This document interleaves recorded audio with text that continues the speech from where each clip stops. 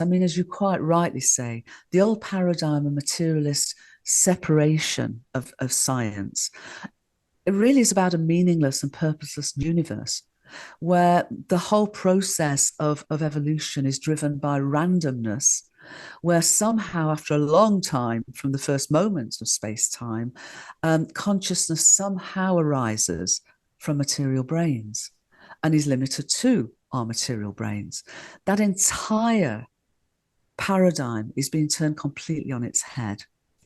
And the evidence now is showing that, first of all, our universe is innately conscious, sentient, and living in that regard. And that when it came into being 13.8 billion years ago, it wasn't in the apparent randomness and purposelessness of a Big Bang, which wasn't big and it wasn't a bang. It was minute, as we know, but it was also exquisitely fine-tuned. It's fine-tuned. And extraordinarily ordered. So it began life. Our universe began its evolutionary journey 13.8 billion years ago in that tiny beginning where the laws of physics are informational instructions for how it can exist and evolve.